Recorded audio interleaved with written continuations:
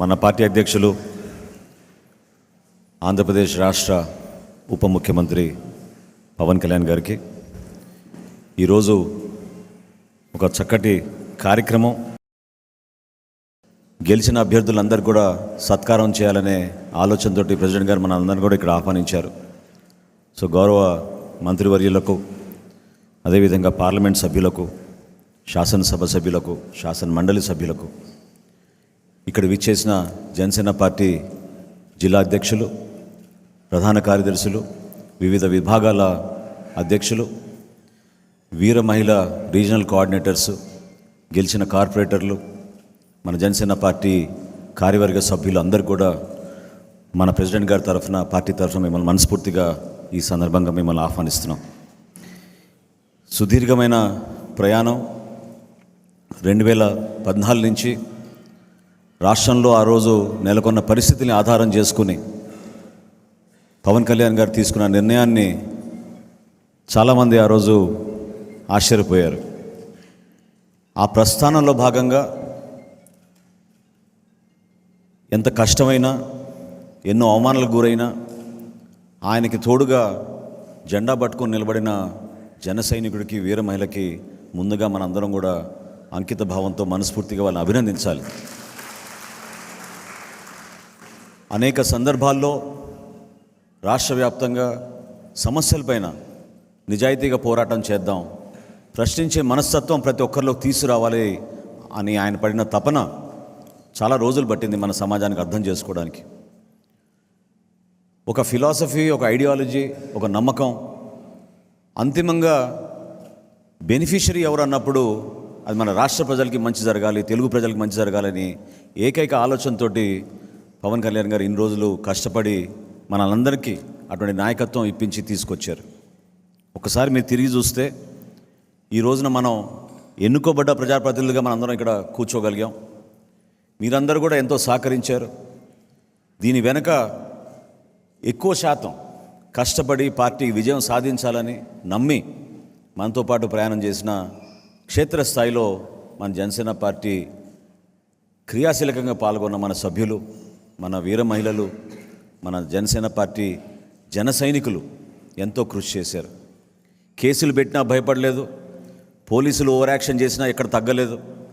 Party కోసం పవన్ కళ్యాణ్ గారి పిలుపు మేరకు ఏ కార్యక్రమం చేసినా కూడా పూర్తి స్థాయిలో ఒక నమ్మకంతో వచ్చి నిలబడ్డారు. ఏ విధంగా మనం కార్యక్రమాలు చేసామో మీ అందరికీ తెలుసు. రాష్ట్ర వ్యాప్తంగా దుర్మార్గమైన ప్రభుత్వం కావాలని ఆయన ఎక్కడ ప్రయాణం చేస్తున్నా కూడా అడ్డంకులు సృష్టించి, ఒక బాధ్యత లేకుండా ప్రతిపక్ష పార్టీలో నాయకులు తిరుగుతున్నప్పుడు ప్రభుత్వాన్ని ప్రశ్నించకూడదనే మనస్తత్వంతో ఎంత ఇబ్బంది పెట్టారో మీ అందరికీ తెలుసు. చివరికి సోషల్ మీడియాలో చిన్న చిన్న పోస్టులు పెట్టినా కూడా ఎంతోమంది మన జన సైనికులను ఇబ్బంది పెట్టారు. విశాఖపట్నంలో జరిగిన సంఘటన మీ అందరికీ గుర్తుండాలి. ఏ విధంగా ఆ రోజున మన పార్టీ అధ్యక్షులు జనవాణి అనే కార్యక్రమం కోసం ఆయన వచ్చినప్పుడు కేవలం ఆ కార్యక్రమం జరగకూడదని, ప్రజల దగ్గర నుంచి ఆయన అర్జీలు స్వీకరించకూడదని, వీళ్ళు చేసిన భూదందాన్ని ఎక్స్పోజ్ చేస్తారనే భావనతోటి కావాలని యంత్రాంగం మొత్తం దించి ఆ రోజు కార్యక్రమం జరగకుండా 3 రోజులు ఆ రోజు హోటల్లో నిర్బంధించారు. వీటినన్నింటినీ మనం ఎందుకు గుర్తుపెట్టుకోవాలంటే, ఈరోజు మనకి ఆయన సత్కారం చేస్తున్నారన్నంత మాత్రాన అది ఒక బాధ్యతతోటి చేస్తున్న సత్కారం. మనందరినీ గుర్తు చేస్తున్నారు ఆయన. ఏ విధంగా మన జన సైనికులు కష్టపడ్డారు, ఏ విధంగా మన వీర మహిళలు కష్టపడ్డారు, దేనికోసం ఇంత ప్రయాణం మనం చేశాం. ఆ ప్రయాణాన్ని నిలబెట్టుకోవాల్సిన బాధ్యత ఎన్నుకోబడ్డ మన ప్రజాప్రతినిధులందరికీ కూడా ఉంటుంది.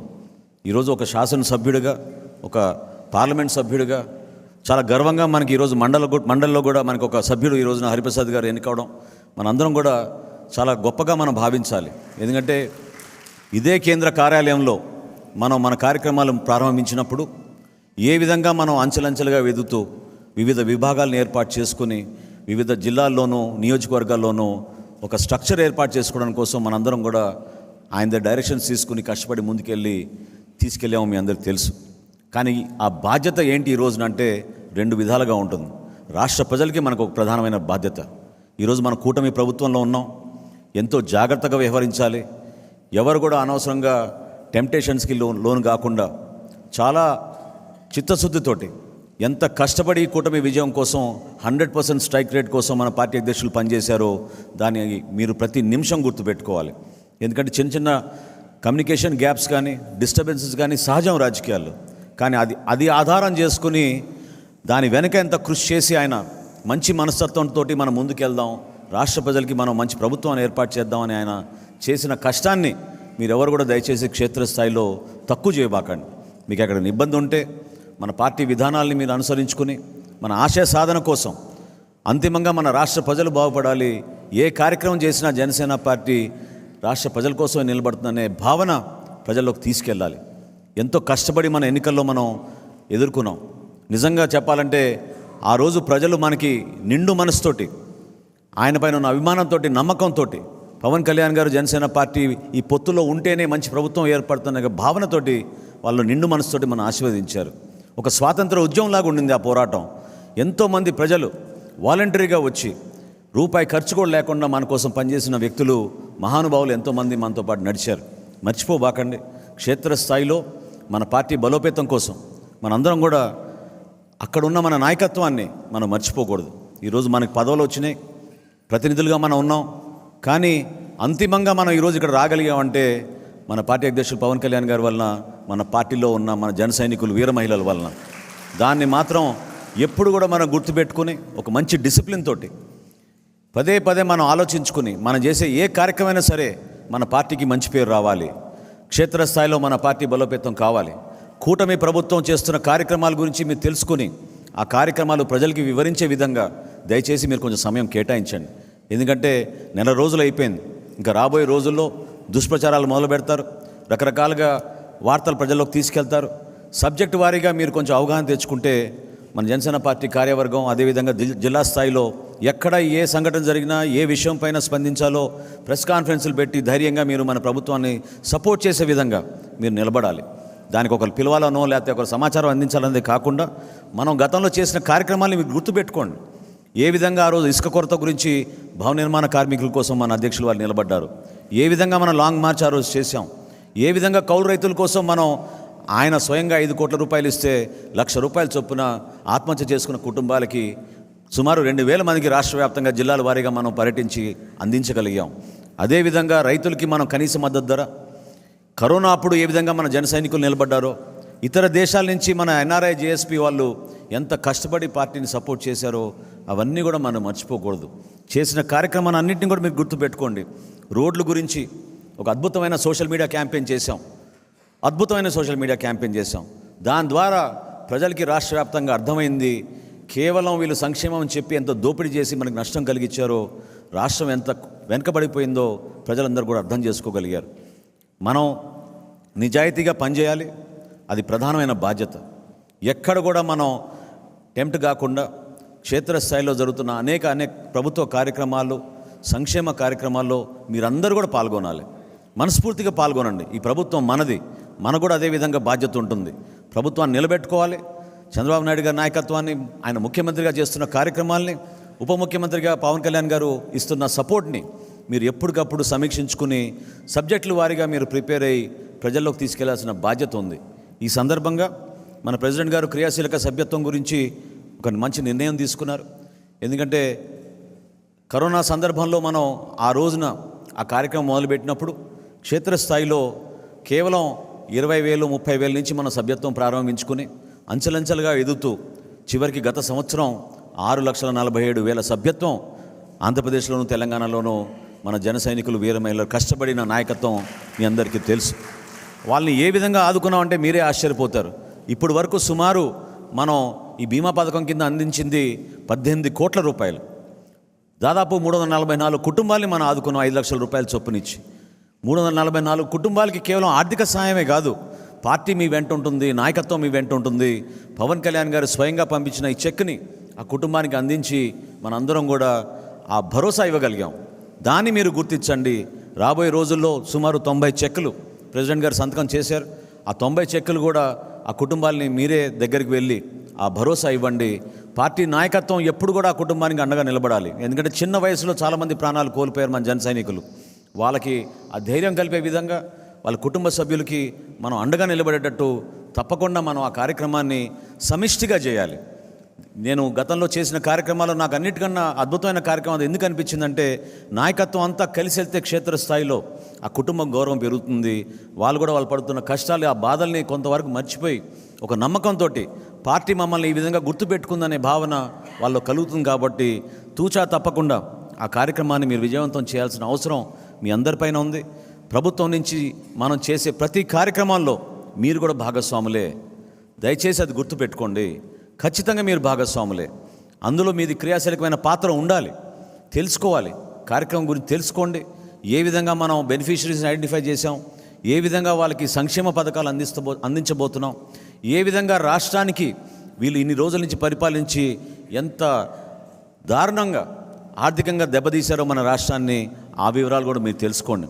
ప్రభుత్వం వారానికి 2 చొప్పున వైట్ పేపర్లు రిలీజ్ చేస్తున్నారు. ఈరోజు కూడా ఒక వైట్ పేపర్ ఉంది. ఆ వైట్ పేపర్ సమాచారం మీరు తెప్పించుకోండి. ఏ విధంగా అమరావతి నష్టపోయింది, ఏ విధంగా మనకు రావాల్సిన పోలవరం నష్టపోయింది, భవిష్యత్తులో ఏ విధంగా మన పవర్ సెక్టర్ కూడా దెబ్బతినిందో, ఈ వివరాలు తెలుసుకుంటే మీరు కూడా క్షేత్రస్థాయిలో ప్రెస్ కాన్ఫరెన్సుల ద్వారా కానివ్వండి, మన అంతర్గత సమావేశాల్లో కానివ్వండి, తప్పకుండా మీ నాయకత్వం మీరు చూపించి వాళ్ళందరినీ కూడా మీరు ప్రభావితం చేసే విధంగా మీరు పనిచేయండి. దానికోసమే క్రియాశీలక సభ్యత్వం, దానికోసమే మీకు ఇచ్చిన బాధ్యత. వివిధ జిల్లాల నుంచి ఈరోజు ఇంతమంది ప్రతినిధులు వచ్చారు. వాళ్ళందరినీ కూడా నేను మనస్ఫూర్తిగా మన పార్టీ అధ్యక్షుడు పవన్ కళ్యాణ్ గారి తరఫున కోరుతున్నాను, మీరు ఇంకా ప్రోయాక్టివ్ అవ్వాల్సిన అవసరం ఇప్పుడు ఖచ్చితంగా ఉంది. ఎందుకంటే ఇది మన ప్రభుత్వం, జనసేన పార్టీ అందులో క్రియాశీలకంగా మనం పాల్గొంటున్నాం. మనందరం కూడా కష్టపడి మన పార్టీకి మంచి పేరు వచ్చే విధంగా పవన్ కళ్యాణ్ గారి జనసేన పార్టీ టీం అంటే ఈ విధంగా ఉంటుందని ప్రజల్లోకి లోతుగా తీసుకెళ్ళడానికి కోసం మీరందరూ కూడా నిలబడాలి. అంకిత భావంతో పనిచేద్దాం. ఎక్కడ కూడా మనకి గ్రూప్స్ అవసరం లేదు. ఒకే మాట మీద ప్రెసిడెంట్ గారి ఆదేశాల మేరకు కేంద్ర కార్యాలయం నుంచి వచ్చిన సమాచారాన్ని తూచా తప్పకుండా మీరు ఆ కార్యక్రమాల్లో పాల్గొని ప్రతి ఒక్కరం కూడా ఒక బాధ్యతతోటి ప్రజల్లో తీసుకెళ్లాల్సిన అవసరం ఉంది. నేను ఇందాక అన్నట్టు ప్రజలు కూడా ఎంతో ఎక్స్పెక్ట్ చేస్తున్నారు మన దగ్గర నుంచి. అదొక స్వాతంత్ర ఉద్యమంలాగా చేశారు మన ఎన్నికల్లో. లేకపోతే ఇంత భారీ మెజారిటీలు ప్రతి నియోజకవర్గంలో వచ్చేవి కాదు. నిలబడ్డారు మన కోసం, బయటపడలేదు. ఎంత జాగ్రత్తగా వాళ్ళు వ్యవహరించారో మీరు చూడండి. అది చూసి మనం నేర్చుకోవాలి. ఎక్కడో తొందరపడలేదు. పోలింగ్ డే వరకు వెయిట్ చేశారు. ఓటు వేసి వచ్చిన తర్వాత కూడా ఎక్కడ బయటపడలేదు. తీర్పు వచ్చినప్పుడు మాత్రం అందరికి అర్థమైంది ఎంత సైలెంట్ రెవల్యూషనో, ఎంత బలంగా నిలబడ్డారో ప్రజలు మనపైన, ఆయనపైన ఉన్న విశ్వాసంతో, నమ్మకంతో. ప్రజాస్వామ్యాన్ని రాష్ట్ర ప్రజలు నిలబెట్టారు. ప్రజాస్వామ్యాన్ని నిలబెట్టారు కాబట్టి మనం కూడా అదే ప్రజాస్వామ్యాన్ని గౌరవించి, ఏ విధంగా ప్రెసిడెంట్ గారు కాన్స్టిట్యూషన్ గురించి పదే పదే చెప్తూ ఉంటారో, ఆ రాజ్యాంగాన్ని మనం కాపాడే విధంగా మన డ్యూటీస్లో మనం వ్యవహరిద్దాం. రాబోయే రోజుల్లో మనకి శాసనసభ సమావేశాలు ఉన్నాయి. ఆ శాసనసభ సమావేశాల్లో కూడా నేను రిక్వెస్ట్ చేస్తున్నా, మన శాసనసభ్యులందరినీ కూడా ప్రెసిడెంట్ గారి తరఫున మీరు యాక్టివ్గా పాల్గొనాలి. నియోజకవర్గంలో ఉన్న సమస్యలపైన మీరు బలంగా మాట్లాడాలి. తద్వారా మన జిల్లాకి, మన ప్రజలకి ఇంకా అంకిత భావంతో పనిచేసినట్టు మనం మెసేజ్ తీసుకెళ్ళాలని మనస్ఫూర్తిగా కోరుకుంటూ, ఈ సత్కారం ప్రెసిడెంట్ గారు ఇందాక వచ్చే ముందు ఆయన ఆలోచన నేను మీతో చెప్తున్నాను. చివరిలో ఈ సత్కారం ఒక బాధ్యతతోటి మీరు వ్యవహరిస్తారని, ప్రజల కోసం, పార్టీ కోసం కష్టపడి పనిచేస్తారని మనస్ఫూర్తిగా మిమ్మల్ని అందరినీ కూడా అభినందిస్తూ మనం ఈ కార్యక్రమం మొదలుపెట్టుకుందాం. తొలిగా శ్రీ మంత్రివర్యులు శ్రీ నాదెళ్ల మనోహర్ గారిని సత్కారాన్ని స్వీకరించవలసిందిగా కోరుతున్నాం.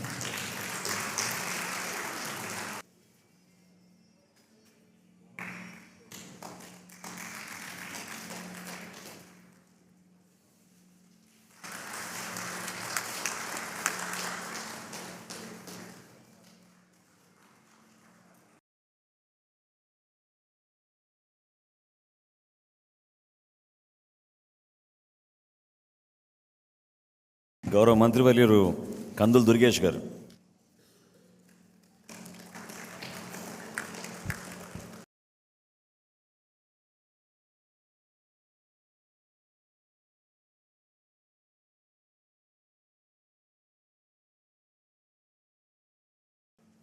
గౌరవ పార్లమెంట్ సభ్యులు శ్రీ తంగెల ఉదయ శ్రీనివాస్ గారు,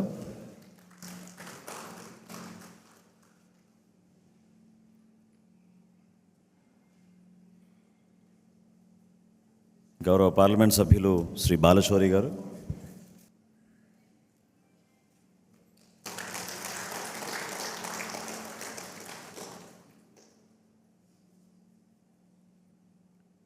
గౌరవ పాలకొండ సభ్యులు శ్రీ నిమ్మక జయకృష్ణ గారు,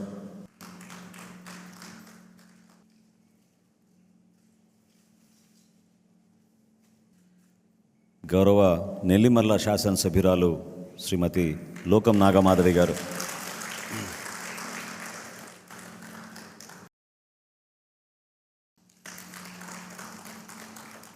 గౌరవ అనకాపల్లి శాసనసభ్యులు శ్రీ కొంతాల రామకృష్ణ గారు,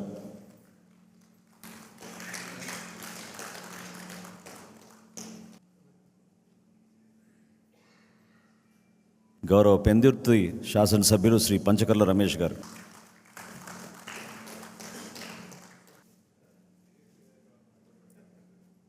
గౌరవ ఎలమంచిలి శాసనసభ్యులు సుందరపు విజయ్ కుమార్ గారు,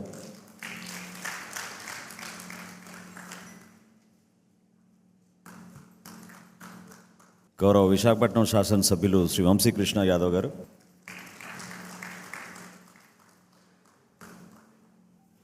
గౌరవ కాకినాడ రూరల్ శాసనసభ్యులు శ్రీ పంతం నానాజీ గారు,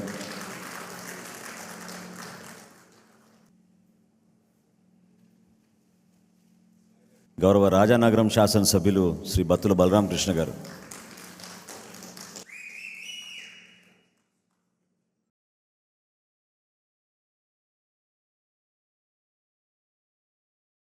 గౌరవ రాజోల్ నియోజకవర్గ శాసనసభ్యులు శ్రీ దేవ వరప్రసాద్ గారు,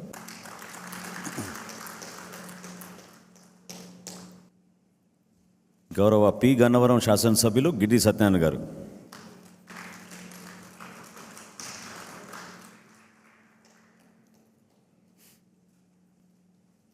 తాడేపల్లిగూడెం గౌరవ శాసనసభ్యులు శ్రీ బొలిశెట్టి శ్రీనివాస్ గారు,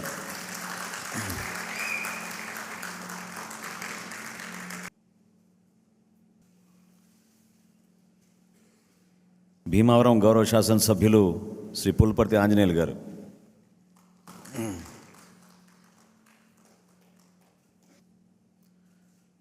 నర్సాపురం గౌరవ శాసనసభ్యులు శ్రీ బొమ్మిడి నాయకర్ గారు,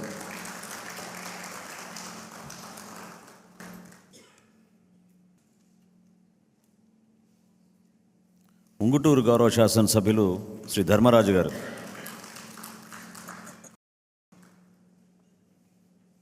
పోలవరం శాసనసభ్యులు శ్రీ బాలరాజు గారు,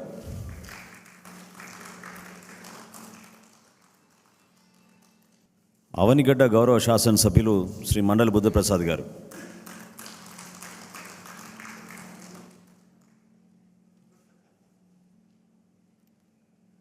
తిరుపతి గౌరవ శాసనసభ్యులు శ్రీ ఆరణి శ్రీనివాసులు గారు,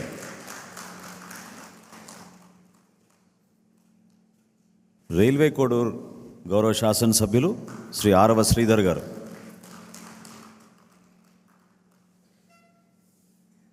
చివరిగా మండలి సభ్యుడు మనందరి కోసం అహర్నిశలు కృషి చేసిన హరిప్రసాద్ గారికి,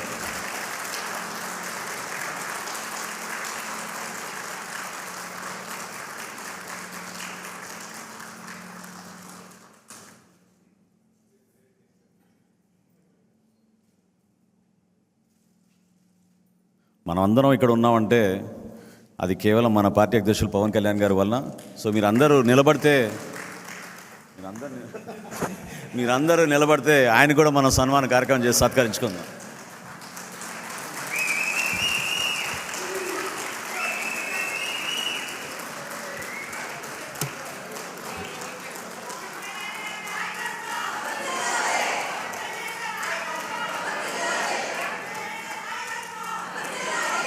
ఇప్పుడు మన పార్టీ అధ్యక్షులు పెద్దలు శ్రీ పవన్ కళ్యాణ్ గారిని మాట్లాడమని కోరుతున్నాను.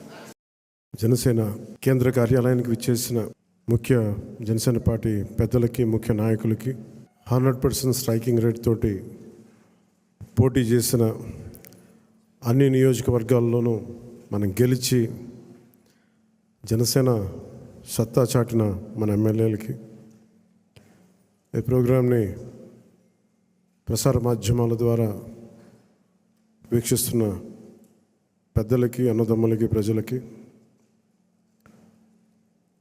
మీడియా పెద్దలకి, సీనియర్ పాత్రికేయులకు, జన సైనికులకు, వీర మహిళలకు, ప్రతి ఒక్కరికి నా హృదయపూర్వక నమస్కారాలు. ఎన్నికలు అయిపోయి రిజల్ట్స్ వచ్చిన తర్వాత ఎప్పటికప్పుడు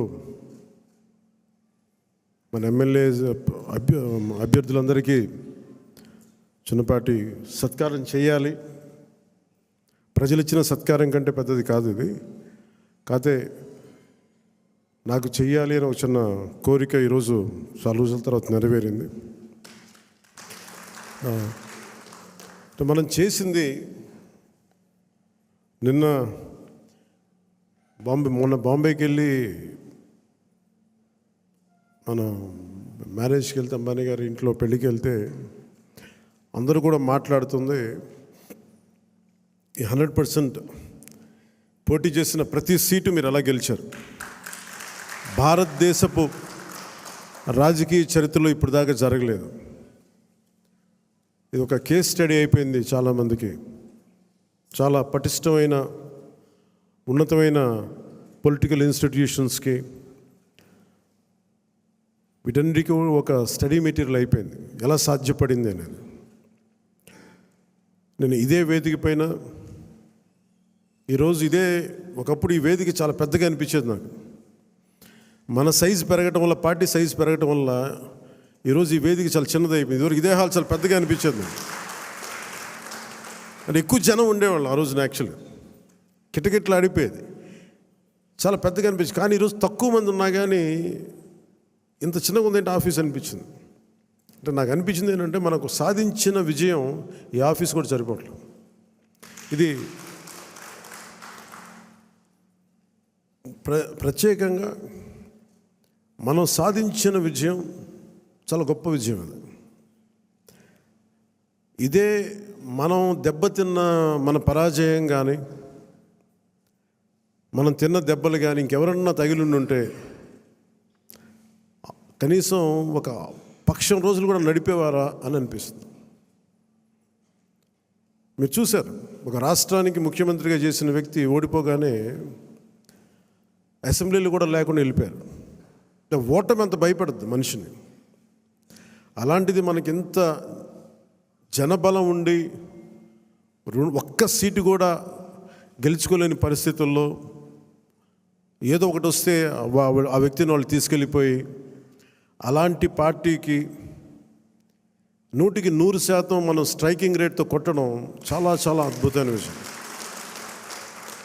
21 ఒకలా చూస్తే పెద్ద నెంబర్ కాకపోవచ్చు 175లో, కానీ 175 ఈ రోజున 164 గెలవడానికి మనం తీసుకున్న ఈ 21 ఒక వెన్నెముగ్గా అయిపోయింది ఈ కూటమి విజయానికి. ఇది మామూలు విజయం కాదు. ఈ బయట మనం సభల్లో ఎక్కువ మనం ఊదరగొట్టుకోలేం, కానీ ఒకసారి మనం సాధించిన విజయం కూడా చెప్పడం చాలా అవసరం.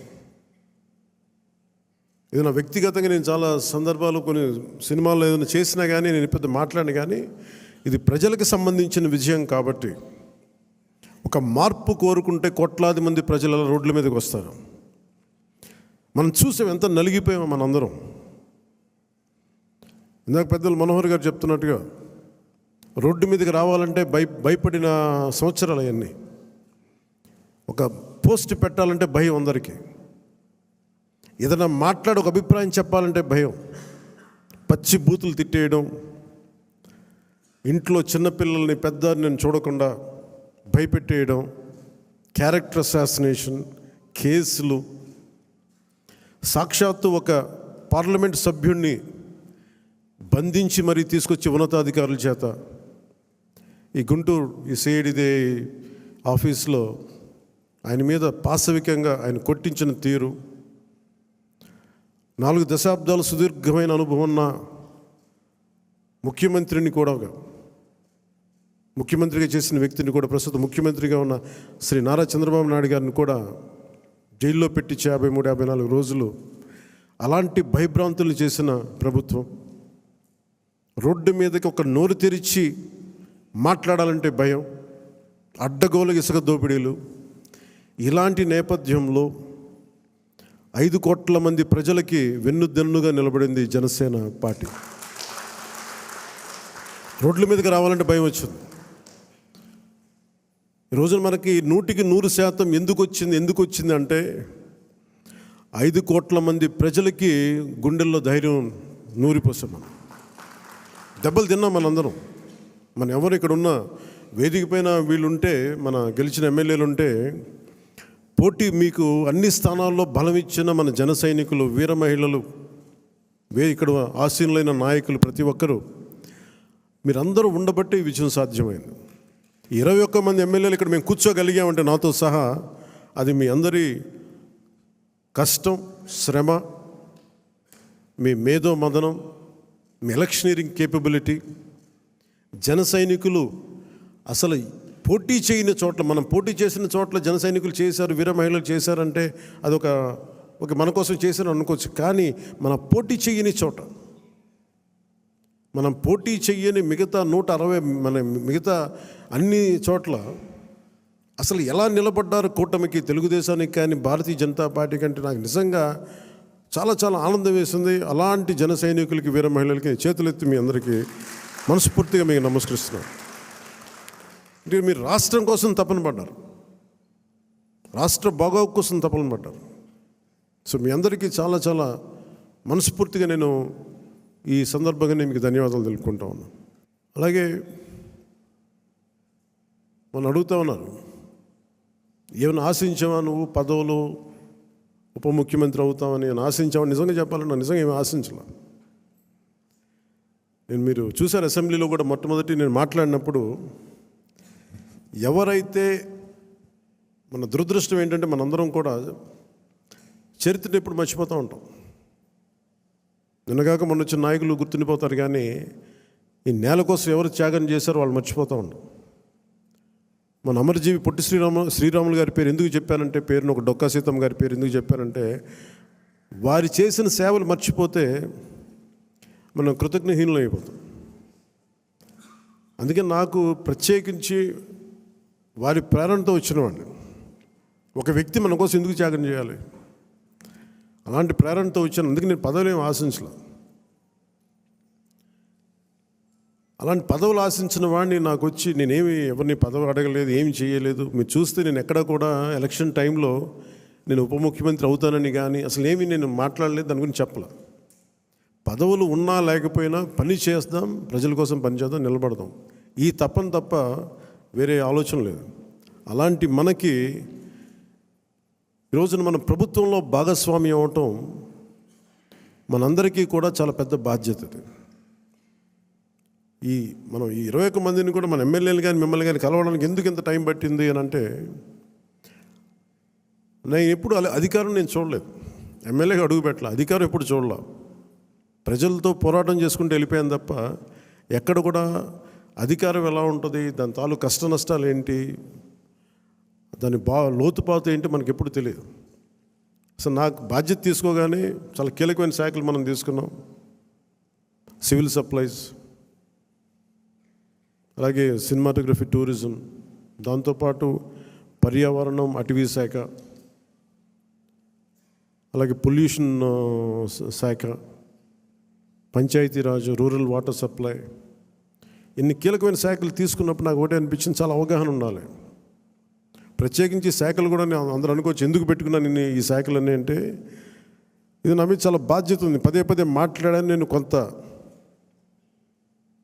దాన్ని సంపూర్ణంగా కొంత ఒక విధి విధానాలు ఏర్పరిచిన తర్వాత సరైన సమయంలో బాధ్యతల నుంచి కూడా తప్పుకుంటాను, ఇంకెవరికైనా కూడా అప్పగించేస్తాను. కాకపోతే అది చేసే ముందు ఖచ్చితంగా విధి విధానాల మీద చాలా బలమైన ఒక విధి విధానాలు బలంగా ఏర్పరిచి ఆ బాధ్యతలు అప్పుడు అప్పచెప్తాను. అలాగే మనందరి మీద కూడా 5 సంవత్సరాల కాలం గిరుని తిరిగిపోతుంది, ఎక్కువ సమయం పట్టదు. అలాగే మన ఎమ్మెల్యేలందరికీ కూడా, పోటీ చేయని చోట్ల కూడా మన నాయకులందరికీ కూడా ఇది భవిష్యత్తు ఉన్న పార్టీ. అది మరి ఎంత బలంగా మనం చేయకపోతే దేశం మొత్తం మన వైపు చూసేలా చేసింది. దేశం మొత్తం ఈ రోజున ఎవరన్నా సరే దేశం మొత్తం మీద ఢిల్లీలో ఎక్కడికి వెళ్ళినా నన్ను పదే పిలిచి గౌరవిస్తున్నారంటే అది మీ అందరూ చేసిన కష్ట ఫలితం. అది నేను ఒక్కడిని చేశానని కానీ, నేను ముందు నడిపించానేమో కానీ, నాతో పాటు నడవడానికి మీరందరూ ఉండి 21 మంది మనకి సభ్యుల్ని, 2 పార్లమెంట్ సభ్యుల్ని గెలిపించుకొని తీసుకెళ్ళటం ఆషామాషే విషయం కాదు. మన ఉదయ్ గారు కానీ బాలశౌరి గారు కానీ మనం అడుగుతున్నారు నెక్స్ట్ పార్లమెంట్ సెషన్స్ ఉన్నాయి, ఏం మాట్లాడాలి అంటే ఉదయ్ గారు కూడా చెప్పారు, మీరు ముందు అవగాహన చేసుకోండి, ఎలా మాట్లాడాలి, ఏం మాట్లాడాలి, ఈ సెషన్ అంతా అవగాహన చేసుకోండి. ఏదైనా కీలకమైన పరిస్థితులు అంశాలు ఉంటే సీనియర్ పార్లమెంటరీయన్ బాలశౌరి గారు ఉన్నారు, ఆయన ముందుకు తీసుకెళ్తారు. ప్రధానమంత్రి గారితో కూడా చెప్పేటప్పుడు ఏం మాట్లాడాలని అడిగితే ఉదయ్ గారికి బాలశౌరి గారికి ఒకటే చెప్పాను, 140 కోట్ల మంది బరువు మోసే ప్రధానమంత్రి గారికి మనం సహాయపడాలి కానీ ఆయనకి బరువు పెంచకూడదు. ఇది ఒక్కటే చెప్పండి, నా మాటగా చెప్పండి ఆయనకి. మేము మీకు బరువు తగ్గించే వాళ్ళమే కానీ బరువు పెంచే వాళ్ళం కాదు. అందరూ అడుగుతూ ఉన్నారు, ఎందుకు వెళ్ళి మీరు ప్రధానమంత్రి గారిని కలవరు, వెంటనే కలవచ్చు కదా అంటే నాకు తెలుసు ఆయనకి ఆయన గుండెల్లో స్థానం ఉన్న తర్వాత ఆయన పక్కన నిలబడాలండి. అది అవసరమైన మేరకు సరైన పరిస్థితులు వచ్చినప్పుడు ముందుకు తీసుకెళ్తాం, కలుస్తాం. అందుకే దశాబ్దం పాటు ఆయన కలవకపోయినా నేను ఎప్పుడు కూడా బాధ్యతలు మోసే ప్రతి ఒక్కరికి కూడా నేను అండగా ఉండాలని కోరుకునేవాడిని. బరువు పెట్టకూడదు వాళ్ళకి అని కనీసం కూర్చోబెట్టి ఒక ఫోన్ కాల్ కూడా చేయను. ఎందుకంటే మీకు అవసరమైతే ఒకటే చెప్తాను, మీకు అవసరమైతే నేను ఎప్పుడు ఉంటాను ఒక్క మాట చెప్పండి నాకు, నేను మీకు అండగా ఉంటానని చెప్తాను. నాకు అట్లా జన సైనికులు వీర మహిళలు బలంగా నిలబడిపోయారు. నాకు ఏం ఆశించలేదు, ఎవరు కూడా చిన్న పదవి ఆశించలా, ఏం ఆశించలా. వాళ్ళ కోరికల్లో మార్పుగా రావాలి, ఆ మార్పు కోసం మేము నిలబడాలి అని ఒక కట్టుదిట్టమైన ఆకాంక్ష తప్ప ఇంకే స్వార్థం లేదు. అలాగే మన నాయకులు కూడా, పోటీ చేయని నాయకులందరికీ కూడా పేరు పేరున మీ అందరికీ ధన్యవాదాలు తెలుపుకుంటా ఉన్నాను. నేను 21 సభ్యులు మొన్న పిఠాపురం సభలో కూడా చెప్తా ఉన్నాను. చిన్నప్పుడు మా టీచర్ చెప్తా ఉన్నారు, ఆయన బైబిల్లో ఎప్పుడన్నా నేను సిచ్యువేషన్కి వెళ్ళే టైంకి ఆవిడ ఏదో చదువుతూ ఉన్నారు, బైబిల్ చదువుతూ ఉన్నారు. ఆవిడ మాట్లాడేది ఏదో ఒక రోజు వెళ్తే ఏదో చదువుతూ ఉంటే నన్ను పిలిచి నువ్వు ఇది ఎన్రా నీకు మంచిదని చెప్పారు. ఎందుకు చెప్పారు తెలియదు కానీ నిజంగా పనికి వచ్చింది నాకు. తను తగ్గించుకున్నవాడు హెచ్చింపబడును, నీకు మంచిది అవుతురా నీకు. ఆ మాట ఏంటి నేను ఎప్పుడు అనుకునేవాడిని, అంటే మనం ఎంత సాధించినా తగ్గి ఉండడం చాలా అవసరం. అంటే ఏమీ లేని ఇస్తరాకి ఎగిరి పడుతూ ఉంటుంది, ఎగిరెగిరి పడుతుంది. అన్నీ ఉన్న ఇస్తరాకి చాలా నిండుగా ఉంటుంది. అలాగే ఎన్ని స్థానాలు అని కంటే కూడా ఎంత బలంగా చేసామనే దాని మీద అందరూ అన్నారు. ఆ రోజున తాడేపల్లిగూడెం సభ మన బొలిశెట్టి గారు రోజుగా ఉన్నప్పుడు అందరూ కూడా తాడేపల్లిగూడెం సభ చేద్దాం, మనం 24 స్థానాలకి పోటీ చేస్తాం అని చెప్పిన తర్వాత మొట్టమొదటి సభ కూటమికి ఎప్పుడు వచ్చే ఉధృతి లేదు. ఆ రోజున అందరూ చెప్తారు, నాకేం తేడా కనిపించలేదు కానీ బట్ అందరికీ ఒకటే అనిపించింది, ఉధృతి లేదు, హుషారు లేదు, మీరు పాడు చేసిన నానా రకాలుగా మీ అందరికి అభిప్రాయాలు ఉన్నాయి. ఆ రోజు నేను దాన్ని తప్పని చెప్పట్లా. ఆ రోజు మనం ఊహించాము 24 అంటే కూడా 24 మళ్ళీ తగ్గి 21 అయిపోయింది. ఇన్ని తగ్గి కూడా మనం దేనికోసం నిలబడ్డామంటే మనకు బలంగా, నేను చెప్తున్నాను, ఆన్ యావరేజ్ జనసేన ఓటింగ్ బలం లేని చోట అన్ని ఒక యావరేజ్ తీసుకుంటే, సరాసరి తీసుకుంటే 170 నియోజకవర్గాల మీద మనకు ఖచ్చితంగా ఒక 20% ఓటింగ్ పెరిగింది. 7% నుంచి 20% ఓటింగ్ పెరిగింది. కానీ మనం తక్కువ చేయటం వల్ల మనం పదే పదే మన అందరికీ మనం ఎందుకు తక్కువ చేసి ఎందుకు కూటమి రావాలని పదే పదే చెప్పడం వల్ల మీరు సభాపతి కూడా చెప్తా ఉన్నారు, మీరు చూశారు, అయినపాత్రుడు గారు చెప్తా ఉంటే ఎన్టీ రామారావు గారు పార్టీ పెట్టినప్పుడు ఇంత మెజారిటీలు రాలేదు, అప్పుడు కూడా మాకు 3,000 4,000 వచ్చినాయి. కానీ ఈ రోజున చూస్తే ఒక్కొక్కరికి 30,000 40 70 90 అసలు ఊహించని మెజారిటీ. ఒక ఎంపీకి వస్తే ఇలాంటి మెజారిటీస్, అలాంటి మెజారిటీలతోటి కొట్టారంటే ఇది జనసేన తాలూకు బలం ఎంత మీకు బలంగా ఓట్ టర్న్ అయిందో మనందరికీ తెలుస్తూ ఉంటుంది. ఇది మనం నిజంగా చాలా ఆనందపడాల్సింది, మనం గర్వించాలి. అట్ ది సేమ్ టైం చాలా బాధ్యతగా కూడా దీన్ని ముందుకు తీసుకెళ్ళాలి. అలాగే ఇంకో నాకు మన నాయకులందరికీ కూడా నా విన్నపం, ఎవరిని కూడా వైసీపీ నాయకుల్ని కానీ ప్రత్యర్థి పార్టీకి సంబంధించిన ఎవరు కానీ వాళ్ళు మన శత్రువులు కాదు. వాళ్ళు ఇంక్లూడింగ్ వైసీపీ కూడా మనకు శత్రువులు కాదు, మన ప్రత్యర్థులే. రాజకీయ పార్టీ వాళ్ళు మన శత్రువులుగా పరిగణించవచ్చేమో నాకు తెలియదు, అలాగే చేశారు వాళ్ళు. కానీ మనం వాళ్ళని శత్రువులుగా పరిగణించట్లేదు. ఈ మెసేజ్ మీరు దయచేసి లోతుగా మీరు అర్థం చేసుకోవాలి. వాళ్ళని పీడించడం కానీ వాళ్ళు చేసిన తప్పులు మనం చేయకూడదు. అలా అని చెప్పి మనం ఏం చేతులు కట్టుకుని ఏం లేవు. వాళ్ళు చేసిన తప్పులుంటే చట్టం ప్రకారం మన పివి నరసింహారావు గారు ఉటంకించినట్టుగా మన పిఠాపురం సభలో కూడా చెప్పాను. చట్టం ఏ పనులు చేయాలో ఆ పనులు చేసుకెళ్ళిపోతూ ఉంటుంది. కానీ కక్ష సాధింపుగా కూర్చోబెట్టి వాళ్ళని వేధించడం కానీ, సామాజిక మాధ్యమాల్లో నిందించడం కానీ, అలాగే ఎవరిని కూడా వ్యక్తిగత దూషణకి దూరంగా ఉండమని నేను అందరినీ కోరుకుంటా ఉన్నాను. నిజంగా యుద్ధం వస్తే మటుకు, గొడవే వస్తే మటుకు అది వెనకాడం, అది మీ అందరికీ తెలుసు. భావంలో ఉన్న తీవ్రత మనకు భాషలో చూపించక్కర్లా. చాలా మర్యాదగా మాట్లాడదాం, అన్నీ చేద్దాం. కానీ మీరు అందుకిందాక మనోహర్ గారు చెప్తున్నప్పుడు కూడా సబ్జెక్ట్ అవగాహన ఉన్నప్పుడు, దానికి లాజిక్ అండ్ రేషనాలిటీ, దానికి రెటారిక్ యాడ్ అయినప్పుడు దాని తిరుగులేని ఆయుధం.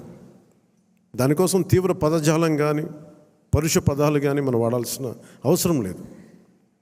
అలాంటి భవిష్యత్తులో అలాంటి సమస్యలే వస్తే ఎప్పుడు మనకి పోరాటానికి సిద్ధంగా ఉన్న పార్టీ అది. పదవులను కూడా పక్కన పెట్టి ముందుకెళ్తాం, అలాంటి బలంగా నిలబడగలం. ఈ ప్రజాస్వామ్యాన్ని ఇప్పుడు ఈరోజు నేను రివ్యూస్ చేస్తూ ఉంటే ప్రతి చోట ఎంత అడ్డగోలుగా డబ్బులు ఖర్చు పెట్టేశారో, దోచేశారంటే, పంచాయతీరాజ్ లెక్కలు చూస్తూ ఉంటే గుండె చెరువైపోతాం. 200 కోట్లు కనీసం పే చేయలేని పరిస్థితుల్లో ఒక 40 కోట్లు పే చేస్తే చాలా పెద్ద ప్రాజెక్టులు అయిపోతాయి. ఒకవైపు ఏమో రిషికొండ లాంటి ప్యాలెస్కేమో 600 కోట్లు ఖర్చు పెడతారు. అది వాళ్ళ కోసం కట్టుకున్నారా, గెస్ట్ హౌస్లకి, అది వాళ్ళ కథ అది. కానీ ఎప్పుడు ఏది ఖర్చు పెట్టాలి, ఎంత ఖర్చు పెట్టాలి అనే విఘ్నత లేదో వీళ్ళందరికీ అనిపించింది. నన్ను క్యాంప్ ఆఫీస్కి తీసుకెళ్ళి మీరు బడ్జెట్ ఇచ్చి మీరు ఎంతైనా ఖర్చు పెట్టుకోండి, మీ క్యాంప్ ఆఫీస్ రెడీ చేసుకోండి అంటే నేను రూపాయి ఖర్చు పెట్టడం నాకు ఇష్టం లేదు అదనంగా ప్రభుత్వ ఖజానాకి. అది ప్రజల సొమ్ముని మనకి అకారణంగా దాన్ని ఖర్చు పెట్టేయడం కానీ, దాన్ని దుర్వినియోగం చేయడం నాకు నచ్చక. అసలు ఏం వద్దు, ఉన్న ఫర్నిచర్ అలాగే ఉంచి ఏం చేయొద్దు. దాన్ని అవసరమైతే నేను చెప్తానులేండి, నేను చెప్తాను. మోస్ట్ ఆఫ్ ద టైం వెళ్ళి నా ఫర్నిచర్ పట్టుకెళ్ళాను. ఉన్న ఫర్నిచర్ సరిపోతే పర్లేదు.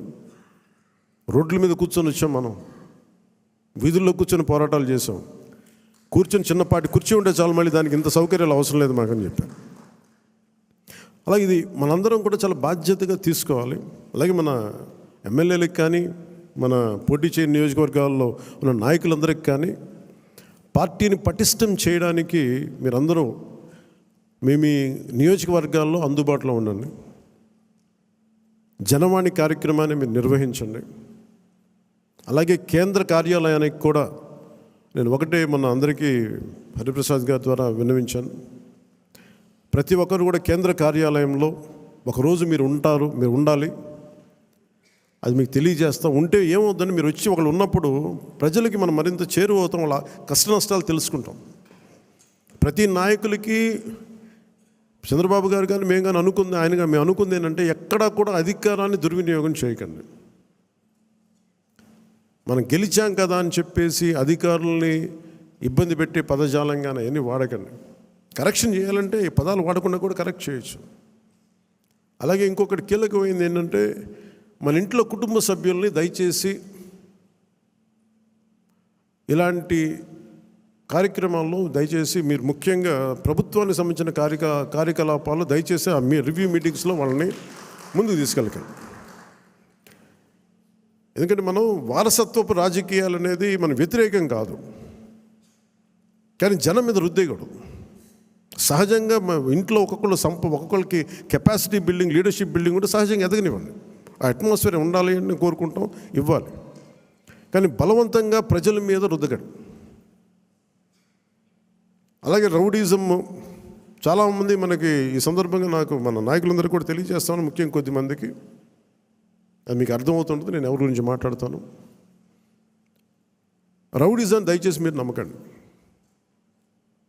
ముఖ్యంగా మన నాయకులు కొద్దిమంది చెప్తున్నాను, దయచేసి రౌడీజాన్ని నమ్మకండి.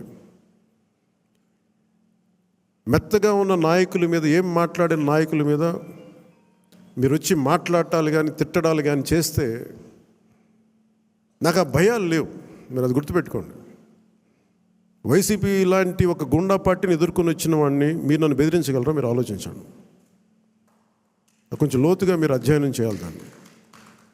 ఎందుకంటే మాట కావాల్సిన సంస్కారం కావాలి. ఇక్కడ మీరు కూర్చోబెట్టి బెదిరించేసి సామాజిక మాధ్యమంలో మన నాయకుల్ని మీరే తిడతా ఉంటే నేను మిమ్మల్ని వదులుకోవడానికి సిద్ధంగా ఉంటాను, గుర్తుపెట్టుకోండి. అది మీరు నాకు ఎంత లాయలిస్టులు వ్యక్తిగతంగా అయినప్పటికీ కూడా, మీరు నా కమిటెడ్ లాయలిస్టులు అయినప్పటికీ కూడా, ప్రజాస్వామ్యానికి విఘాతం కలిగించిన, రౌడిజం చేసిన నేను వదులుకోవడానికి సిద్ధంగా ఉంటాను. దయచేసి దీన్ని మీరు మంచి మనసుతో అర్థం చేసుకోండి. అది నేను మాట్లాడినప్పుడు ఎందుకు చాలా తీవ్రంగా ఉంటుంది, చాలా గట్టిగా మాట్లాడతాను. దయచేసి దీన్ని మీరు లోతుగా తీసుకొని, ముఖ్యంగా మహిళా నాయకురాలను ఎవరన్నా సరే సామాజిక మాధ్యమాల్లో కించపరిచిన ఒక మాట అన్నా, అజయ్ గారికి కూడా చెప్తా ఉన్నాను ఈ సందర్భంగా, చాలా ఫర్మ్ యాక్షన్ తీసుకోండి సార్. నేను ఈరోజు అందరి ముందు చెప్తున్నాను, you have all the right. చాలా ఫర్మ్గా చెప్పండి. మన అందరినీ మనం సంస్కరించాలి అనుకున్నప్పుడు మనమే సంస్కారహీనంగా మాట్లాడితే ఎట్లా?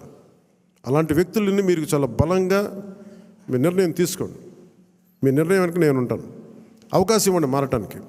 తప్పదు అనుకున్నప్పుడు మీరు పార్టీలో నుంచి కూడా మీరు వెళ్ళిపోవాల్సి వస్తే వెళ్ళిపోనివ్వండి, ఇబ్బంది పడద్దు. ఎందుకంటే ఇది మనం చాలా కమిటెడ్గా ఇచ్చిన విజయం ప్రజలు. ఇది ఎప్పుడు ఓట్లు వేయని వాళ్ళు, ఎప్పుడు ఓట్లు వేయని వాళ్ళు, ఎక్కడో అమెరికాలోను దుబాయ్లోను వలస కార్మికులుగా జీవితాలు వెళ్ళిపోయి ఒక 40,000 ఎప్పుడో వస్తే చాలా ఇంటికి పంపించుకునే వాళ్ళు కూడా 50, 60, 1.5 లక్ష రూపాయలు ఖర్చు పెట్టుకొని, వాళ్ళు పెద్ద డాక్టర్లు కాదు, ఐటీ ఉద్యోగాలు కాదు, చిన్న చిన్న సూపర్వైజర్లు, రవాణాలో పనిచేసే కార్మికులు, డ్రైవర్లు, వాళ్ళు వచ్చి 40, 70,000 ఖర్చు పెట్టి మరి ఓట్లేసి వెళ్ళారు ఇక్కడికి. దయచేసి ఇవి చాలా బలంగా మీరు గుర్తించాలి. నేను లేకపోతే పార్టీ ఏమవుద్ది అని చాలామందికి ఉంటుంది. దయచేసి అలా అనుకోకండి. ఏమవుద్ది, పార్టీ నడుస్తుంది అనేది ఎలా ఉంటుందండి? ఇప్పుడు జనసేన లేకపోతే భారతదేశ రాజకీయ చరిత్ర ఆగిపోద్దా? పవన్ కళ్యాణ్ లేకపోతే భారతీయ రాజకీయ చరిత్ర ఆగిపోతే ఆంధ్రప్రదేశ్ రాజకీయాలు ఆగిపోతాయా? దీన్ని నేనేం చేస్తాను, ఒక అవకాశంగా తీసుకోవాలి ప్రజలకు సేవ చేయడానికి తప్ప, నేను లేకపోతే పాలిటిక్స్ లేవు, నేను లేకపోతే అసలు వీళ్ళు ఎలా గెలుస్తారు. కాలం చాలా చాలా గొప్పది. ఇలా విర్రవీగిన వాళ్ళకి 11 సీట్లతో పరిమితం చేసిన వాళ్ళకే అంతుంటే మరి అలా మనలో ఉండి భయపెట్టేవాళ్ళు కానీ, భయభ్రాంతులు చేసేవాళ్ళు, రౌడిజం చేసేవాళ్ళు మీరెంతో కూడా ఆలోచించాం. ఇంకా నేను చాలా తెగించి వచ్చాను. ఒక పార్టీ నేను నడుపుతున్నానంటే చాలా చాలా తెగించుంటే తప్ప ఒక పార్టీ నడపలేను. నేను కమిటెడ్గా ఉన్నానంటే నా వెనక ప్రతిరోజు చెప్తాను, సరదాగా చెప్పను. నేను 24 గంటలు బతకడానికి నేను ఉంటాను, అంతకుమించి ఇంకా నా దగ్గర భవిష్యత్తు కూడా పెద్ద ఆలోచించను నేను. అలా అంత బలంగా నేను ఉండబట్టే ఈ రోజున జనసేన ఆంధ్రప్రదేశ్ 5 కోట్ల మంది ప్రజలకి భూతం అవ్వడమే కాకుండా ఎన్డీఏ కూడా బలం అయిపోయింది, మనం గెలిచిన అన్ని సీట్లు. అది ఇవన్నీ ఎందుకు చెప్తున్నానంటే నేను అంత తెగించి ఉన్నాను నా దేశం కోసం, నా సమాజం కోసం. దయచేసి దాన్ని అందరూ దృష్టిలో పెట్టుకోండి. ఎవరైనా సరే ఇలాగ మనలో భయపెట్టేవాళ్ళు, రౌడిజం చేసేవాళ్ళు, విర్రవీగేవాళ్ళు కూడా ఒకటే మాట ఏంటంటే, నా వెనక నాలాగా కమిటెడ్గా ఏ స్వార్థం ఆలోచించని జన సైనికులు, వీర మహిళలు అనేక మంది ఉన్నారు. వాళ్ళు మామూలు వాళ్ళు కాదు. వాళ్ళు ఏం ఆశించరు. పని చేసి మళ్ళీ కూడా కనిపించరు. ఎక్కడెక్కడ విదేశాల్లో ఉంటారు. మొన్న వెళ్తే మన అంబానీ గారి మ్యారేజ్కి వెళ్తే జాతీయ జన ఆజ్ తక్ కానీ వీళ్ళు ఇదే చెప్తారు, మీరు భారతదేశానికి మీరు చేసింది మామూలు కాదు, మీరు సనాతన ధర్మాన్ని బలంగా నిలబెట్టారు. మీరు సినిమాల్లో ఉండి సూపర్ స్టార్డమ్ సాధించి రాజకీయాల్లో మలుపు తిప్పే రాజకీయం చేసి ఇవన్నీ తగ్గి మీరు నిలబడగలరు చూసారా. అందుకు మిమ్మల్ని ప్రేరణగా తీసుకోవాలని చెప్తా ఉంటే నేను చెప్పాను, ఇది గొప్పగా నేను మాట్లాడట్లేదు కానీ నేను ఇంత బాధ్యత నేను నడిపిస్తున్నానని చెప్తున్నాను. ఇది సో ఇలాంటి నాకు దయచేసి క్రమశిక్షణ రాహిత్యంతో దయచేసి నాకు తలపోట్లు తీసుకురాకండి. ఎందుకంటే నేను నా రక్తాన్ని కూడా పక్కన పెట్టేయగలను, గుర్తుపెట్టుకోండి. నా కుటుంబాన్ని కూడా పక్కన పెట్టేస్తాను. నేను జనం కోసం అయితే నా కుటుంబాన్ని కూడా పక్కన పెట్టేస్తాను. అలాంటిది నా సొంత బిడ్డలతో సహా పక్కన పెట్టేయగలను. నేను అంత నిస్వార్థంగా, అంత గట్టిగా ఉంటాను. ప్రజాక్షేమం కోసం, ప్రజాస్వామ్య పరిరక్షణ కోసం నేను అంత బలంగా ఉంటాను. అందుకని దయచేసి అందరూ కూడా నన్నేదో తిట్టేస్తే భయపడిపోతాను, నేను లేకపోతే ఇక్కడ గెలవం, పంచాయతీ ఎన్నికలు రావచ్చు, మున్సిపల్ ఎన్నికలు రావచ్చు, నా సత్తా ఏంటో అనుకునే వాళ్ళందరికీ కూడా ఏంటంటే సంతోషం. నేను అక్కడ దెబ్బతింటానికి సిద్ధంగా ఉంటాను తప్ప కాంప్రమైజ్ అవ్వడానికి నేను సిద్ధంగా ఉన్నాను. ఏం పోతుంది చెప్పండి నాకు. ఈ రోజున 21 మంది ఎమ్మెల్యేలు, 2 మంది 2 ఎంపీలు అయ్యారు.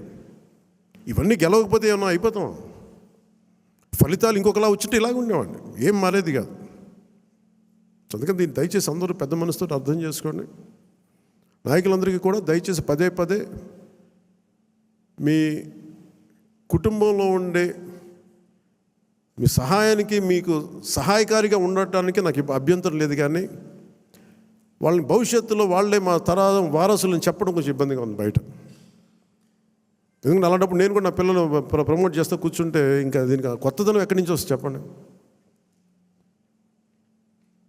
ఇబ్బందిగా ఉంటుంది అది. సహజంగా మీ బిడ్డలు మీరు ఎదగాలని కోరుకుంటున్నారు. రాజకీయాలు వస్తే నాకేం ఇబ్బంది లేదు. We are not against legacy, but let it happen in organic way, సహజ క్రమంలో జరగనివ్వండి. అందుకని ఇలాంటి ప్రతి చోట ఇవి కొన్ని వినిపిస్తూ ఉన్నాయి. ఇది అందరి ముందు చెప్తే ఇది అందరూ మనం ఒకసారి ఒక లోపలికి ఆత్మపరిశీలన చేసుకుని అందరూ సహజ క్రమంలో వస్తే నాకు ఇబ్బంది లేదు, కానీ దాన్ని దయచేసి ప్రజల మీద రుద్దకండి. అదొకటి నా విన్నపం అందరికీ. అలాగే మనం మనం ఏం మాట్లాడుతున్నా it is not Janasena victory. ఇది తెలుగుదేశం, భారతీయ జనతా పార్టీ, జనసేన కూటమి విజయం. అది ఎక్కడ కూడా మనం సాధించిన విజయం మనం ఏదో ముందు పెట్టాం. దయచేసి తెలుగుదేశం పార్టీ నాయకుల్ని కానీ, కార్యకర్తలని కానీ, భారతీయ జనతా పార్టీ నాయకులు కానీ, కార్యకర్తలు కానీ దయచేసి ఎక్కడ కూడా మనం తోలనాడొద్దు, తక్కువ చేయొద్దు. ఒకళ్ళు చేసిన తప్పుకి, ఒకవేళ పొరపాటున తప్పులు జరిగితే భవిష్యత్తులో జరిగాయని చెప్పట్లేదు, కానీ భవిష్యత్తులో అలాంటి జరిగితే దానిని వ్యక్తికి కేంద్రీకరించండి అంతే. గబుక్కుని ఎవరో ఒక మాట అనేస్తారు, గబుక్కుని మన నాయకులు కూడా గబుక్కుని ఒకసారి ఒక మాట అంటితే అది జనసేన అన్నట్టు కదా, సదరు వ్యక్తి అన్నట్టుగా. అలాంటి విధి విధానాలు ఏమంటే మనందరం కూర్చొని ఇబ్బందిగా ఉంటే కూర్చొని ఒక నిర్ణయం తీసుకుంటాం తప్ప వ్యక్తిగతంగా మీరు ఎవరిని కూడా దయచేసి కించపరిచేలాగా ఇవన్నీ చేయకండి. ఎందుకంటే చాలా పని ఉంది మనకి.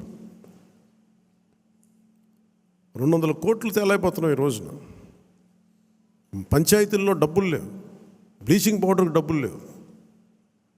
సో ఈ మధ్యనే వరల్డ్ బ్యాంక్ వాళ్ళతో మాట్లాడుతూ ఉంటే వాళ్ళు ఒకటే మాట్లాడుతాం, మీరు కమిటెడ్ లీడర్షిప్ మీరు ఇవ్వండి, మేము మీకు డబ్బులు ఇచ్చే బాధ్యత మేము తీసుకుంటాం, మీకు పెట్టుబడులు ఇచ్చే బాధ్యత మేము చాలామంది చెప్తాం. గత ప్రభుత్వంలో మాకు ఆ నమ్మకం రాలేదు. మీరు చాలా కమిటెడ్గా ఉన్నారని మాకు అర్థమవుతూ ఉంది. Asian infrastructure industrial development bank కానీ, వరల్డ్ బ్యాంక్ కానీ వీళ్ళందరితో మాట్లాడుతూ ఉంటే నా సైడ్ నుంచి పెద్ద పరిపాలన అనుభవం లేనివాడిని. అందుకనే చంద్రబాబు గారి అనుభవం చాలా అవసరం రాష్ట్రానికి. నేను మొదటి నుంచి అదే చెప్తున్నాను, ఇప్పుడు అదే చెప్తున్నాను.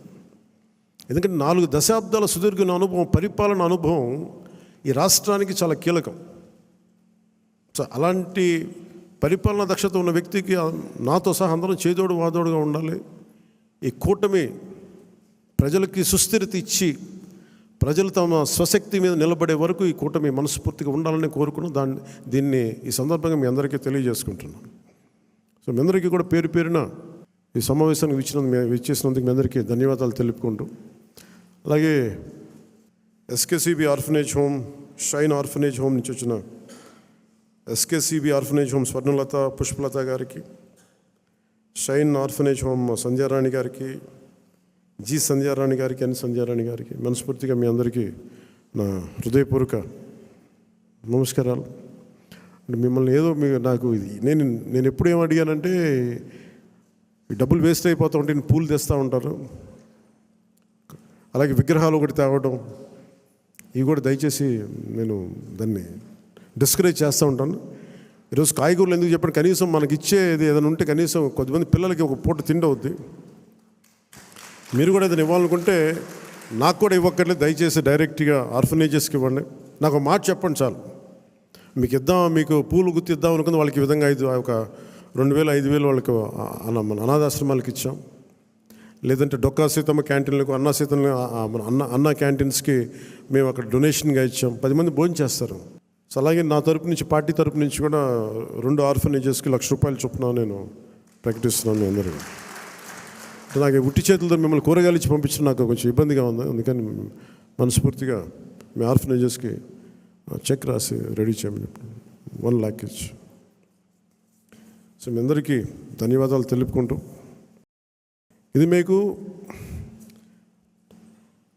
నాయకులందరికీ కూడా చెప్తాను, సరైన పదవులు. ఇప్పుడు నేను హరిప్రసాద్ గారిని ఎలా గుర్తించామో, కష్టం చేసిన వ్యక్తిని నేను ఎప్పుడు మర్చిపోను, గుర్తించను. మేము గుర్తించకుండా గుర్తిస్తాం కదా. మనకున్న పరిమితమైన అధికారం స్థానాల వల్ల కొంత మనం టీడీపీ తోటి, భారతీయ జనతా పార్టీ తోటి ప్రధానంగా మనం పంచుకోవాలి కాబట్టి కొన్ని బ్యాలెన్స్ చేసుకోవాలి, అడ్జస్ట్ చేసుకోవాల్సినవి ఉంటాయి. అందరూ నన్ను చైర్మన్ పదవులు తప్ప ఎవరు తక్కువ అడగట్లేదు. దయచేసి అందరూ చైర్మన్లు కూడా నేను లేవు అక్కడ. TTD board member, TTD board chairman, అన్ని చైర్మన్లు అడుగుతూ ఉంటే నేను చంద్రబాబు గారి దగ్గర ఎలా తీసుకెళ్ళాలో తెలియట్లే. మరి మా పార్టీ సంగతి ఏంటి, ఆయన ఏంటంటే నేను ఏం చెప్పందని. కొంచెం పెద్ద మనసుతోటి నేను అందరికీ ఆ ఫెసిలిటేట్ చేయడానికి ప్రయత్నం చేస్తాను, మనందరికీ ఎవరైతే చేశారో. కాదు, ఇది పదవుల దగ్గర ఆగిపోవద్దు. మీకు నా గుండెల్లో స్థానం ఉంది, మనం మర్చిపోను. నేను కూడా ఇక్కడ దాకా వచ్చి నిలబడ్డాను అంటే, ఇప్పుడు ప్రధానమంత్రి గారు మన అందరూ అడుగుతున్నారు, మీరు పార్లమెంట్లో మీరు కూర్చొని క్యాబినెట్ ర్యాంక్ తీసేసుకోవచ్చు కదా. అది నేను ట్రాన్సాక్షన్ కాదు, నాకు దేశం మీద ఇష్టం. నాకు నచ్చిన నాయకుడు, మనకు నచ్చిన పార్టీ బీజేపీ తెలియదు తప్ప కూర్చోబెట్టి నేను ఈ పదవి నేను మీకు చేశాను కాబట్టి నాకు ఒక ట్రాన్సాక్షనల్ బేసిస్ మీద రాజకీయం చేయండి. సో మీరు కూడా ఆ విధానంలో ఉండాలని కోరుకోండి. ఎందుకంటే మీలాగా ఉంటేనే పార్టీకి నిలబడతాం. నేను చూస్తే భారతీయ జనతా పార్టీ విధి విధానాలు చూసి చాలా నేర్చుకోవాలి మనం. ఆర్ఎస్ఎస్లో ఒక ఫ్లోట్ చేసిన ఒక పార్టీ అది. సంఘ్ నుంచి చాలామంది నాయకులు వచ్చి నిస్వార్థంగా చేసి వెళ్ళిపోతారు. వాళ్ళు గుర్తింపు కూడా ఉండదు. జనరల్ సెక్రటరీ అవుతారు, నెక్స్ట్ మినిట్లో వాళ్ళకి మళ్ళీ కార్యకర్తలు వెళ్ళిపోతారు. Of course that's a great organisation like RSS. కానీ దాని నుంచి స్ఫూర్తి తీసుకుంటాం మనం. వాళ్ళు ఎంతసేపు ఆర్ఎస్ఎస్ ఎంతసేపు దేశం, సమాజం, దేశ సమగ్రత మీద ఉంటారు తప్ప వాళ్ళు చాలా నిస్వార్థంగా ఉంటారు. చాలా నిస్వార్థంగా ఉంటారు. ఎంతో కొంత వారి నుంచి ప్రేరణ తీసుకొని మనం కూడా నిస్వార్థంగా పదవులు వస్తే ఖచ్చితంగా మీకు వస్తాయి, తీసుకోండి. పదవి లేనప్పుడు కూడా అంతే కమిట్మెంట్తో పనిచేయాలని కోరుకోండి. నేను అలాంటి వాడిని. పదవులు లేవు, ఏమీ లేవు, డబ్బులు లేవు, గుర్తింపు లేదు, తిట్లు శాపనార్థాలు తప్ప ఆయన మనం చేశాం కదా. అందుకని దీన్ని కూడా మీరు దృష్టిలో పెట్టుకోండి. ఎందుకంటే అందరి దగ్గర నుంచి తీసుకున్నప్పుడు కూడా మన మహిళా నాయకురాల దగ్గర నుంచి కానీ నాయకుల దగ్గర అందరిని తీసుకుంటే అందరూ కూడా చాలా ఉన్నతమైన కీలకమైన పదవులు అడుగుతూ ఉన్నారు. ఉన్నాయి చాలా తక్కువ. కొంతమందికి పార్టీ పదోన్నతి ఉంటుంది. కొంతమందికి ఈ శాఖల్లో కీలకమైన శాఖల్లో పదవులు అన్నీ నేను ప్రయత్నం చేస్తున్నాను. సో నాకు అవకాశం ఇవ్వండి. కొంచెం తప్పులు ఎక్కడన్నా ఉంటే మీరు కోప్పడకుండా హరిప్రసాద్ గారి దృష్టికి తీసుకురండి, నాగబాబు గారి దృష్టికి తీసుకురండి, మిగతా ముఖ్య నాయకుల దృష్టికి తీసుకురండి. ఎందుకంటే నేను మనోహర్ గారి పేరు ఎందుకు చెప్పట్లేదంటే, ఇప్పుడు ఆయన మంత్రి సివిల్ సప్లైస్, ఆయన బిజీగా ఉన్నారు. మొత్తం అక్రమ బియ్యం మీద, గోడౌన్ల మీద ముయించేస్తూ ఉన్నారు. అందువల్ల అందుకని ఆయనకి ఈ బాధ్యతలు అప్పచెప్పట్లేదు. ఆయన రాష్ట్రం కోసం చేయాల్సిన చాలా ఉంది ఆయనకి. అందుకని మీరందరూ పెద్ద మనసుతో అర్థం చేసుకుంటారని ఒకే ఒక మాట చెప్పి ముగిస్తాను. నేను మీకు అండగా ఉండేవాడిని, నిలబడేవాడిని, మర్చిపోనివాడిని. మీకు నెలకి కానీ 3 వారాలకు కానీ మీరు ఒక 2 weeks ముందు కానీ 3 weeks ముందే కనుక మీరు నన్ను కలవాలి అని అంటే ఖచ్చితంగా నేను కార్యకర్తల దగ్గర నుంచి పెద్ద నాయకుల దాకా అందరితో కలుస్తాను. మీతో కూర్చొని మాట్లాడతాను.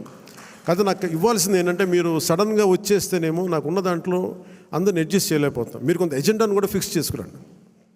నాకున్న సమయం కూడా చాలా తక్కువ ఉంది.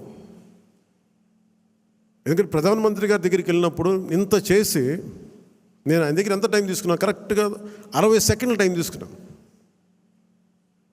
60 సెకండ్స్ అంతే, 60 seconds, less than a minute ఆయన కలిసాను. ఎందుకంటే ఆ స్థాయి అంత పని ఉన్న వ్యక్తులకి మనకు వాళ్ళకి ఇవ్వగలిగేదే మనం ఎక్కువ వాళ్ళ కాలాన్ని దుర్వినియోగం చేయకపోవడం. ఆయన మొహమాట పెడితే ఇంకో 5 నిమిషాలు కూర్చుంటారు.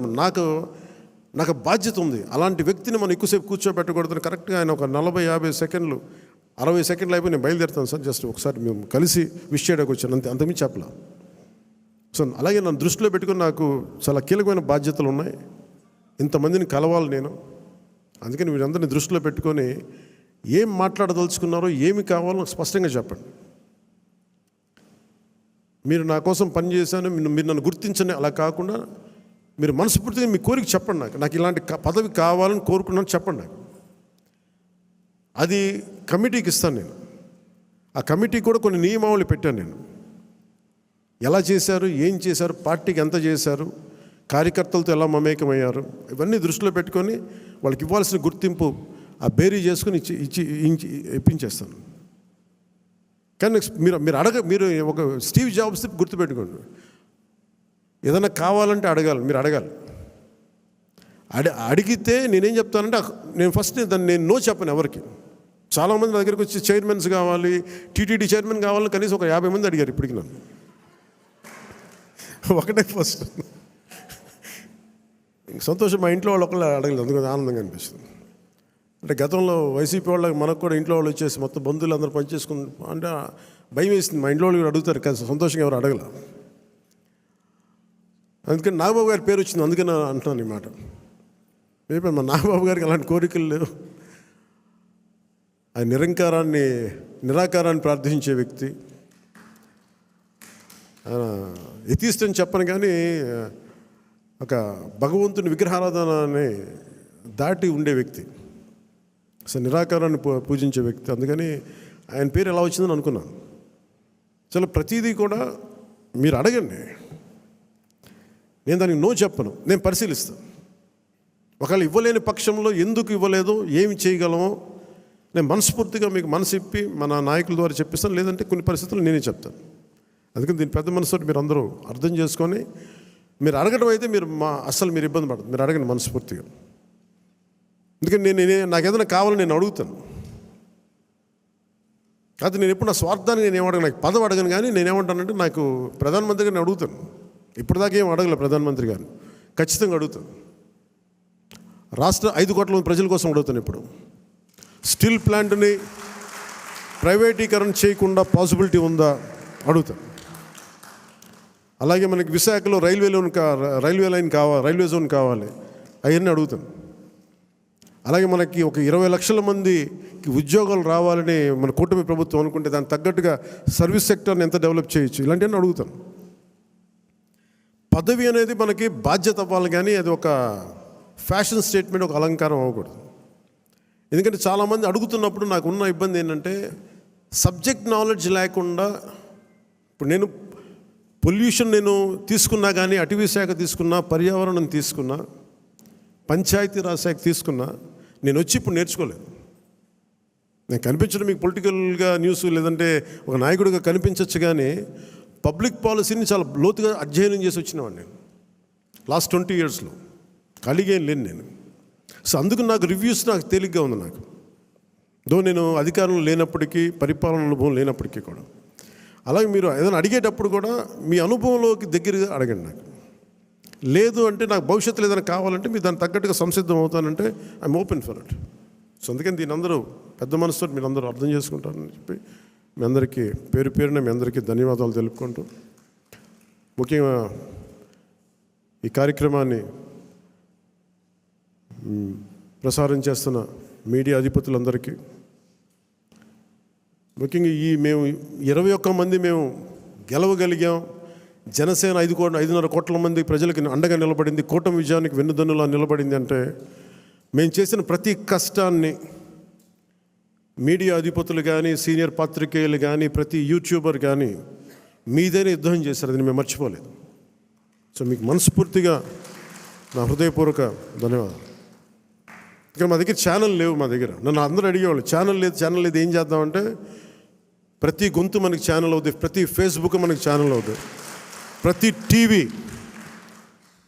టీవీ మన ఛానల్ అవుతుంది.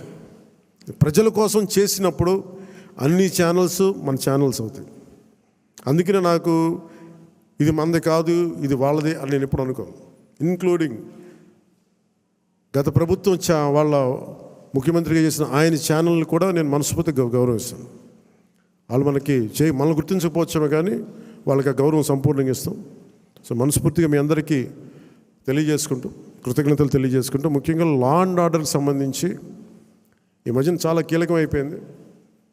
నేషనల్ మీడియా అడిగింది, మన కర్నూలులో జరిగిన సంఘటన, ఉమ్మడి కర్నూలు జిల్లాలో జరిగిన సంఘటన, ఒక చిన్నపాటి బిడ్డ మీద ఏం జరిగిందో అందరూ మైనర్ బాలు ఏం చేశారు మీకు అర్థమైంది.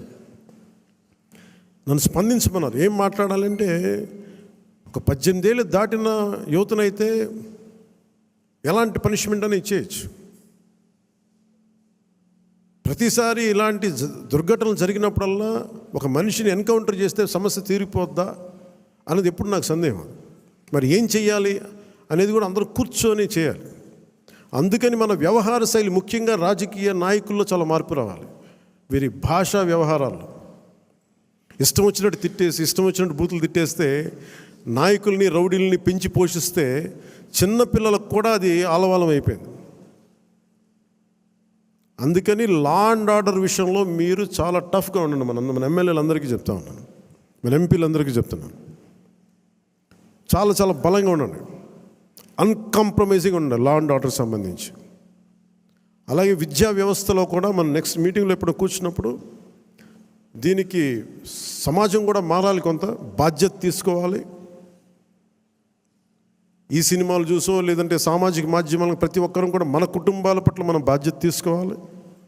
ఇదే నేను cabinet meeting, last cabinet meeting నేను వస్తూ ఉన్నప్పుడు ఒక తల్లి ఇక్కడ వచ్చి ఆగింది. నేను చాలామందిని మాట్లాడుతున్నప్పుడు ఆ తల్లి వచ్చి చెప్పింది, నా బిడ్డను తీసుకెళ్ళిపోయారు, 2-3 అమ్మాయిలు తీసుకెళ్ళిపోయాడు. అంతకుముందు ఆ కుర్రాడు 16 ఏళ్ళు వచ్చి తీసుకెళ్ళిపోయారు. ఇక్కడి నుంచి వచ్చిన 1 వారం రోజులు పట్టుకెళ్ళిపోయారు అబ్బాయిని. ఆ 9 నెలలు అయిపోయింది. నేను ఎవరికి చెప్పుకోవాలో తెలియట్లేదు. కంప్లైంట్ ఇచ్చాం మాచవరంలో. అంటే మన కేకే గారిని పంపించి వెంటనే కన్సర్న్ పోలీసు అధికారితో మాట్లాడితే 9 నెలల్లో సాధించలేనిది 9 రోజుల్లో తీసుకురాగలిగాం. ఇది ఎందుకు చెప్తున్నానంటే, విజయం అని కాదు, ఒక చిన్నపాటి అధికారం ఇంత చేయగలదు. అలాంటిది 3000 మంది ఆడబిడ్డలు అదృశ్యం అయిపోయారు. వచ్చిన ఏ పరిస్థితుల్లో తిరిగి వచ్చారో మనకు తెలియదు, వాళ్ళలో ఎంతమంది తిరిగి వచ్చారో తెలియదు. అందుకని ముఖ్యంగా ఆడబిడ్డలకు సంబంధించి మటుకు చాలా చాలా బలమైన మనకి ఈ లా అండ్ ఆర్డర్ సిచ్యువేషన్ చాలా బలంగా ఉండాలి. అందుకని మనందరం కూడా పర్సనల్గా, అపార్ట్ ఫ్రమ్ పార్టీ, మనందరం కూడా దీనికి భవిష్యత్తులో ఇలాంటివి జరగకుండా, నంద్యాల ఇన్సిడెంట్ లాంటివి జరగకుండా ఉండాలంటే ఏం చేయాలి? మాధ్యమాల్లో, ప్రసార మాధ్యమాలు కూడా నా కోరిక ఏంటంటే, ఎంతసేపు తిట్ల పురాణాలు కాకుండా మీరు ఇవ్వాల్సింది ఇలాంటి చర్చలు, ఇలాంటి దుర్ఘటనలు జరగకుండా ఉండాలంటే ఏం చేయాలి, దాని మీద కొంచెం హెల్తీ డిబేట్స్ పెట్టండి. మనోహర్ గారు సివిల్ సప్లైస్ ఎంత బలంగా పనిచేసిన మనోహర్ గారు, మీకు మనస్ఫూర్తిగా మా అభినందనలు తెలియజేస్తాను. పొద్దున్న హైదరాబాద్లో కూడా మాట్లాడుతున్నారు, అధికార యంత్రాంగం అందరూ మీరు చాలా బాధ్యతగా ఉన్నారు, భయపడుతున్నారు, ఏంటని అడిగితే ఇట్లా సివిల్ సప్లైస్ ఇంత బలంగా ఉంది, పనిచేస్తాను. మనోహర్ గారికి అభినందనలు తెలియజేస్తాను. మీరు రావటం వల్ల రేట్లు తగ్గినాయి, మొత్తం నిత్యావసర వస్తువులు తగ్గించారు, అది మీకు హ్యాట్స్ ఆఫ్ మీకు. అలాగే కల్తీ చేస్తున్న ఎవరికైనా సరే, మనకి పౌర సరఫరాలకు సంబంధించిన, పబ్లిక్ డిస్ట్రిబ్యూషన్ సంబంధించిన రైస్ని, అక్రమ ఎగుమతుల్ని ఖచ్చితంగా బలంగా ఎదుర్కొంటాం. అది రేపు క్యాబినెట్ మీటింగ్లో కూడా మాట్లాడుతాం దాని గురించి.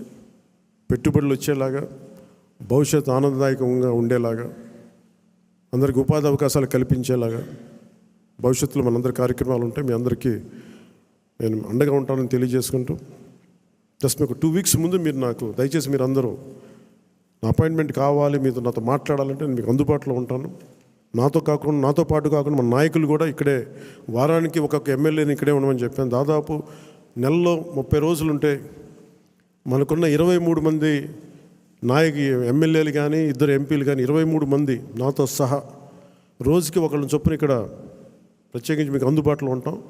మీ నియోజకవర్గపు కష్టాలు కావచ్చు, ప్రజల సమస్యలు కావచ్చు, ఏదైనా సరే మీకు చెప్పుకోవడానికి మీకు అండగా మీకు ఇక్కడే ఉంటారు, కనీసం ఒకళ్ళు ఉంటారు. సో ఈ సందర్భంగా మీ అందరికీ ప్రతి నియోజకవర్గానికి, ప్రతి ఎమ్మెల్యే గారికి కానీ, ప్రతి ఎంపీకి, ప్రతి ఒక్కరు కూడా కేంద్ర కార్యాలయంలో ఒక రోజు మీరు గడపాలి, ప్రజలకు అందుబాటులో ఉండాలని నేను ఈ సందర్భంగా కోరుకుంటాను. సో మీ అందరికీ ధన్యవాదాలు తెలియజేసుకుంటూ సెలవు తీసుకున్నాను. జై జనసేన, జై హింద్. ఈ 2 అనాథ ఆశ్రమాలకి ప్రెసిడెంట్ గారి చేతుల మీదుగా ₹1,00,000 చొప్పున